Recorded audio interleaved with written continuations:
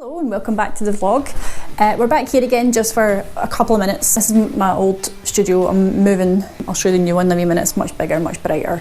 Really, really nice. Still white and grey, obviously. I think my whole life is white and grey just now. I'm not out on location this week. I'm taking a week to have a breather, just to regroup, because I have so much stuff coming up in the next few weeks. Not this weekend, but next weekend I am going on a boat trip, which I'm very excited about. And it's not just any boat trip. I know I was on the ferry last week. So it's a sea fishing boat trip and it should be awesome fun. I'm really looking forward to it. Haven't done this since I was about 18, 19. So yeah, I'm going to go out for a good 4 or 5 hours, I think. And I think we're going to be sailing to the Ailsa Craig. I don't know if there's puffins there just now, or gannets, or whatever they are, or albatross. I'm not sure what's there just now. I'll do a bit of research before I go and see what's breeding at the moment. Loads and loads coming up in the next few weeks. I also have something really awesome happening in September. So you're probably wondering what this vlog's all about today. As you saw from the title, it's called Change Your View. To start that off, I'm going to change your view. Ta-da! So I haven't moved very far, I've literally just moved downstairs. But this is much more spacious. It's a nice light, airy room in here.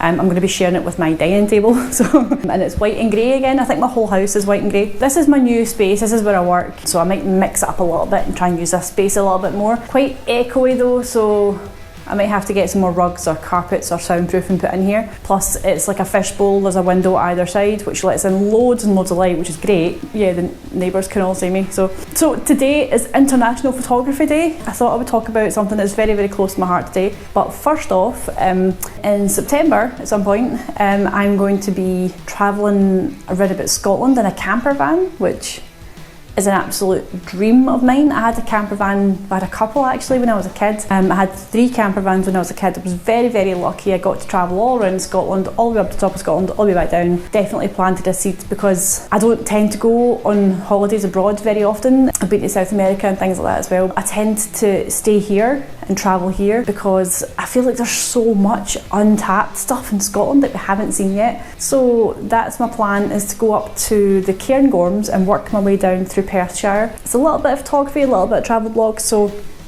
it's going to try and encompass a load of different things. So those videos will probably spread out over the next few weeks, and I'm incredibly excited to see what sort of stuff I find and what sort of images I manage to make up there. So obviously the Cairngorms is an absolute favourite place of mine. Aviemore in particular is one of my absolute favourite places in Scotland, if not the favourite place in Scotland for me. To go back there this year in a camper van is going to be awesome fun. I can't wait. So I want to talk about something that I've noticed on Instagram. Obviously I've been a photographer for probably about 15 years now.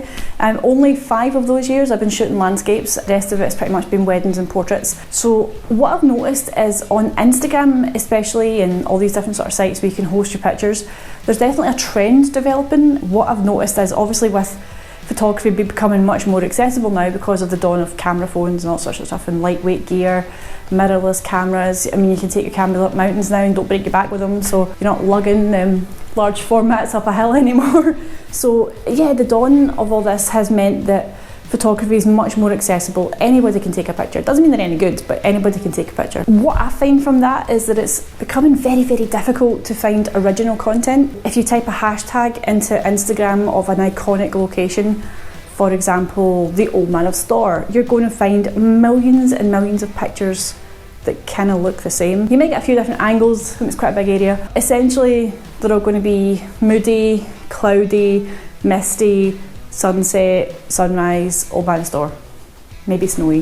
What I've noticed is that you're not getting original content anymore. It's not that it doesn't exist, it's just becoming very difficult to sort of sift through all these millions and millions of pictures and find some really, really good photographs of these iconic locations. So obviously I mentioned the Old Man of Storr. Another iconic location is a place called the Horseshoe Bend, and I think it's in Utah.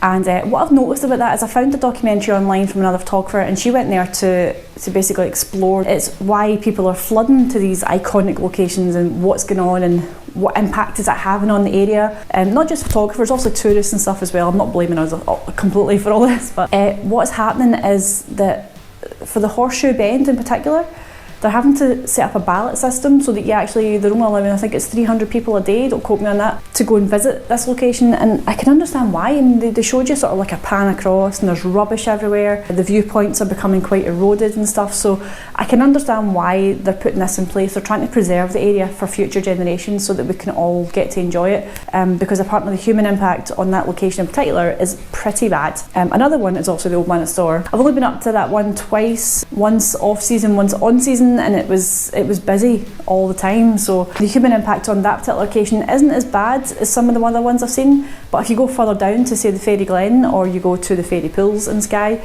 then you'll see the sort of impact that I'm talking about. And you know, Skye, it's a single track road pretty much all the way around, apart from Portree and Broadford and stuff. They can't handle that amount of traffic, especially the giant motorhomes, the big Heimers that are coming in, and it's becoming unbearable to drive about Skye just now, especially at the tourist season, as they're calling it now. So another couple of locations like that are places like the Isle of Harris, the Lake District, and there's one in particular that I found when I was doing my research that I found quite interesting, and it was the Uluru Rock in Australia. What they're going to be doing there is they're actually banning people completely from October. That is extraordinary to me. That's sad as well, but it's extraordinary that they have to go to that length to try and preserve that area. It's such a beautiful, unique shaped icon, and I understand why people want to photograph it. I mean, they can photograph it from afar and still get a lovely picture of it, but the problem is people are hiking up it, and what they're doing is they're bringing down hundreds of kilograms of rubbish off that hill, and it is completely destroying the ecosystem up there. It's a shame. Environmental impact is becoming so bad now that they've taken a decision to completely just lock it down. And I mean, if that's the future, if that's what's going to happen, I think that might be the more extreme end of the argument. For places like, for example, the Devil's Pulpit, I think that does need managed now. I think it's becoming such a popular place because of programmes like Outlander. And even the other day I was watching my partner Pikachu, don't judge, and there was a bit in the film where Pikachu is lying on the Devil's Pulpit, and I was just sitting there watching it going, oh no. Another reason for people to flood to, not that they have to because they already are, but another reason for people to flood to that location. The last time I was there was traffic cones full of rubbish and stuff. So obviously when we go, we do our part, we take a couple of bags down with us, and we take all the rubbish away, or as much as we can carry, but not everyone's like that. So the places are becoming a bit of a mess, and it's a shame. And I think for that particular location, what they need to do is put in proper parking. I think what they need to do is they need to regulate it a wee bit better. I'm not saying ban people from it completely, I just think they need to regulate it, whether it's a ballot system, whether it's a more managed viewpoint like the Falls of Falloch. I'm not sure what they need to do, but they need to do something because it's going to get utterly destroyed, and I'm not having that. So I think one of these iconic locations, which is stunning, it's beautiful, is Iceland. But I think the thing about Iceland is a wee bit different. It's very inaccessible. You have to have 4x4s, and you can't just like drive with a hire car somewhere to go and visit a location. The majority of Iceland, it's very inaccessible. You have to sort of get snow buggies and stuff, I think, to get to places there. So I think for that reason, Iceland will probably have a certain level of protection around itself. It made me think about all these iconic locations and why people are flocking to get these photographs, why my Instagram feed is suddenly saturated with faded teal pictures. I don't know what's going on, and the more I looked into it, the more it made me realise that there's a marketing ploy at work here. Personally, I think the term digital nomad was created as part of a marketing ploy. It's just my own opinion, also you might think differently. Basically sell a lifestyle to people. This is what you could literally travel the world and get paid for it. I mean, is that not everybody's dream, is to get yourself a van and just drive about off-grid? Of course it is, we've all been sucked into that. I mean, I have as well. And because of that sort of that branding and that sort of lifestyle aspirations, you're sort of seeing very similar images starting to appear online. You've got somebody sitting in a canoe looking at mountains. You've got somebody standing on the edge of a rock looking down over a valley. The guy in the red jacket standing under a waterfall. There's all these images are flooding the internet just now, and it's saying you can have this lifestyle. Get yourself a camera, get yourself a camper van, and get sponsorship and go and live this life. And for some people it is achievable if you can tap into a niche and you can get something nobody else is promoting, and if you have that sort of personality and stuff like that and you can promote yourself like that way, then I'm sure loads of people are making money out of that. I don't see it as a viable career option. For me, I'm always going to be a photographer first and foremost, but I do think that chasing this lifestyle has had quite an impact on the population, and not just the population now, but it's starting to have quite an impact on the environment, on the locations that we go to. As photographers, see that impact firsthand more than anyone. We're outdoors all the time, or you'd never think it with this peely-wally face, but yeah, we are outdoors all the time. We get to see the environmental impact of these things, and it is upsetting sometimes when you go to places like Ettamore and you're standing at the bottom looking at the river just to enjoy the view, and it's muddy footprints all the way around, and you probably know the bit I'm talking about. It's been completely destroyed, and it's sad and it's a shame, and I think it's because of this sudden surge, this chase. I think it's more, I don't want to go back to the Pokemon analogy again, but I think I might have to. It's becoming like a Pokemon challenge, basically catching all the iconic locations. I get why people want to have that iconic image in their portfolio. Beautiful to have it. I think for me it would be a very personal choice to take that picture rather than for commercial purposes. You're never going to be able to sell that image. It's going to be lost in a sea of millions of other pictures unless you do something completely different, like some sort of artistic composition with it. And I think it's never going to evoke an emotional response from someone, which I think is the whole purpose of photography. I think for me, it's only ever going to be a record of, I was there, I got to witness how beautiful that was, and that is my visual record, that's my visual memory, basically stored for when I'm older, and I look back at my photographs and I go, oh yeah, I was there, I saw that, and that beautiful light, and it was stunning, and it made me cry, because they always do, especially when you're standing on top of mountains.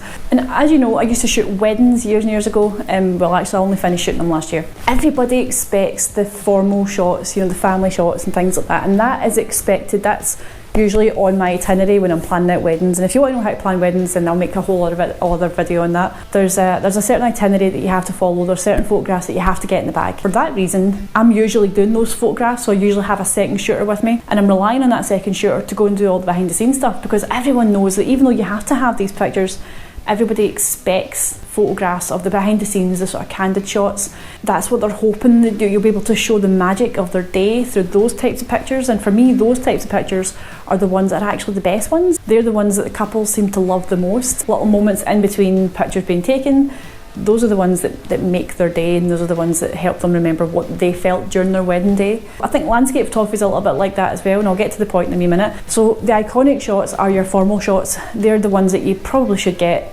at some point in your lifestyle, just to say that you've done it and you've got it and you've nailed it in the bag. The other option, which is to turn around and walk in the completely opposite direction and go and find something else. Because what you might not realise is that there might be something lurking round a corner, round a mountain, that nobody's seen before, apart from you when you get there. And it could be just as iconic, just as beautiful, but nobody's seen it because nobody's walked in that direction. They're all too busy looking at the main thing. This channel was created as a response to my own instincts to ignore the iconic and to find my own interpretation of what I think makes Scotland in particular beautiful. I went to Glen Etive to shoot a very, very famous photo. Didn't like it, and I turned round. It's my own personal preference, but I didn't like it, and I turned round and I went down onto the riverbank, and I found this utterly stunning composition. I'll show you in a wee minute. And it honestly was just beautiful. There was mist hanging low. It summarised everything I felt in that moment.